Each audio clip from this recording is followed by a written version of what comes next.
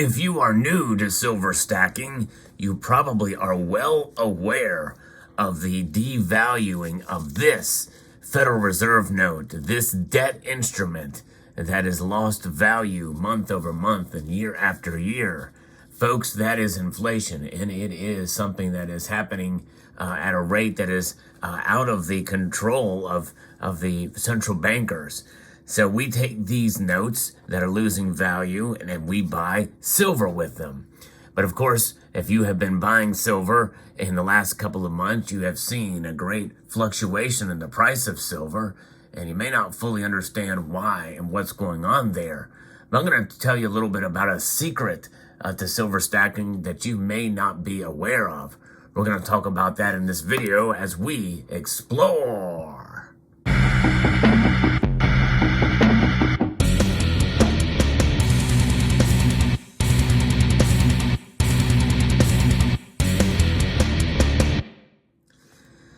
These are the two things that we think about when stacking silver. It's really quite simple. It's the dollar and it's silver, a silver dollar. This is indeed a silver dollar. It has a $1 denomination on it. If you're new to silver stacking, it may be a little bit confusing to you that how can this have a $1 denomination when it takes about 30 of these to buy one these days. That's with the premiums tied to above spot price, because when you buy silver, no matter the form, it has to go through a couple of different processes. And those processes, people have to be paid for their time and labor in order to get the silver to you at that price, which is called the premium.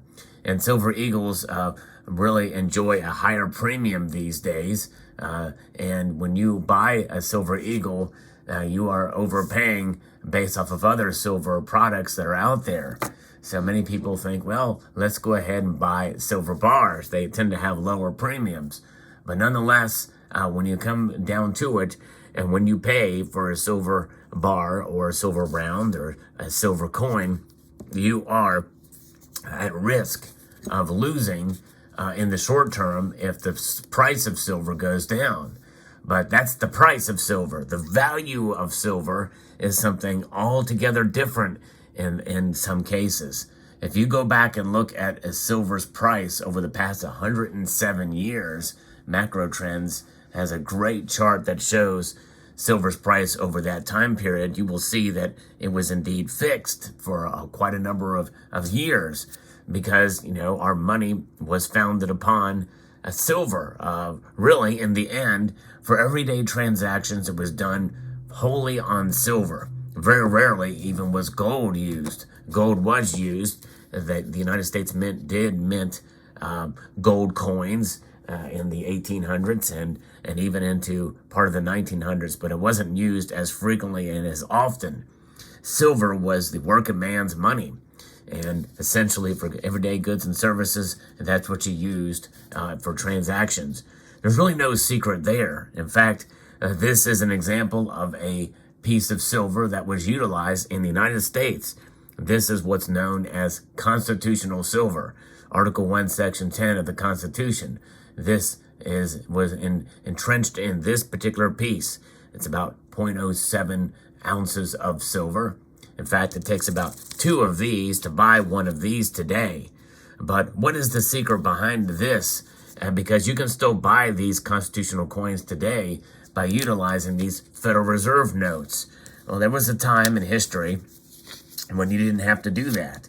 In fact, some of our bills back in the day did not even have the Federal Reserve designation on them long after the Federal Reserve Act was codified into law in December of 1913. This is one of those such notes. This is a beautiful $2 bill, and this is a beautiful piece indeed. In fact, a little story about this. I just met somebody recently, a friend of a family friend, who actually at one time had these little statues, owned both of them, and before they were taken away, but they used to adorn the steps of the Monticello there. But fascinating indeed. And so this is an idea, a red seal $2 bill during the time when these co-circulated along with Federal Reserve notes. But what I want to go back to is a point in time when, you could have those notes or even Federal Reserve notes, believe it or not. A Federal Reserve note, you could cash out and, cash out your notes for actual silver. And the best way to do that is through the use of silver certificates. That's right. This is an example of a silver certificate. Now, a silver certificate is an example of how you could literally take, this representation, sort of a promissory note here, and it says, this certificate is legal tender for all debts, public and private. So, indeed, this was still a debt instrument. This certifies that there is on deposit in the Treasury of the United States of America. That's right, on deposit in the Treasury of the United States of America, backed fully by the Treasury of the United States, $1 in silver payable to the bearer on demand. That is pretty remarkable when you think about it. Well, what's the easiest way that can be done? Well, you could just go into any kind of establishment, whether it be a bank or even a grocery store, what have you, and tender this for these. That's right, $1's worth of silver. And in fact, the face value matched the value therein. This is an American $50. And this is an American quarter, 1957, the same year as the series on this note that you see here. That really was what it was about. And so there you go. You just cash out. That was the way to do it. Now, obviously, that makes paper trading for metal something that was quite common and done back in those days. There was no question about our paper currency, because our paper currency could be cashed out. It could be transferred very easily and effectively for silver, actual silver, because in the end, people knew that real money and sound money was indeed based off of the metal contained therein. There was a fixed ratio between gold to silver in those days, but nonetheless, what happened, this is where the secret comes out, is they knew that more than likely they were going to abandon the silver in our money. They were going to take it out. They were going to debase, and that's really the beginning of the end, when there's nothing constraining the powers that be because of the value, the intrinsic value of any currency. Then that's when you start to see the rot in our monetary system, and we're witnessing it today at a pretty big scale. When you take a look at what we've seen here in the last couple of years here with inflation, it has gone out of hand, and to the point now where that the paper really only exists based off of what is known as fiat. That's government decree. So let's go back. Let's look at this. What happened in 1963 is the House passed a bill to repeal the silver certificate, and the redemption period for the certificates ended in June of 1968.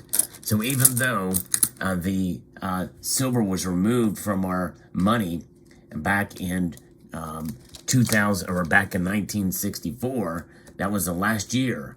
In 1965, they did go ahead and continue to strike the remaining silver they had into coins, but they dated them 1964. So in other words, this silver coin here, dated 1964, very well could have been issued in 1965, until they exhausted all of their silver stockpiles that they had for coins that year. But nonetheless, what happened that year and through 1968 to get rid of the other silver is they made these redeemable, but only redeemable at the Treasury. And here's an example of that. This is a vial of silver. A very, very cool thing to see as far as its historical significance here. Let's read this. $1 in silver nuggets. And it says here, as approved by the Secretary of the Treasury on June 4th, 1963, Public Law 38-36 says may be secured only by presenting in person. That's right, you had to do it in person. And it was one silver certificate. That's one of these notes here. One silver certificate to United States Assay Office at 115 Herman Street, San Francisco, California, at the monetary value of $1, $1.292 per fine troy ounce, and on or before June the 24th, 1968. So that is it. That is the secret there. That's how they were to stack silver. That's what they did from that period of time. And nowadays, you know, it's a lot different the way to stack silver. And with the markets, and with the market valuation of silver in terms of its price compared to its value, you take a look at what happened then as opposed to how you buy silver now and the types of silver you buy. Yes, you can still buy constitutional silver like this. There's a lot of it out there, but again, they'll not make any more of it, and all of it is only available through the secondary market. That's right. The primary market of silver stacking back done during the 60s and into the end of the 60s, you could get it from the primary silver producer. That's the United States government. But nowadays, the only way to get constitutional silver is via the secondary market. So hope you will consider. I think it's good to have some constitutional silver in your stack, and I'm a big proponent of it. I've got some of it, and as you can see here, and others, I think it's a valuable form of stacking, not only because of its value, especially for fractional silver sizes, but also because of its historical context. I love history, and I think there's a lot of it to be absorbed and appreciated through stacking silver in this manner, in this form. So there you have it. Let me know what your thoughts are in the comment section below. Hope you found this video insightful, informative, and educational. I'd like to extend a multitude of gratitude to you all for taking the time to watch, and to encourage you to please rate, share, comment, and subscribe.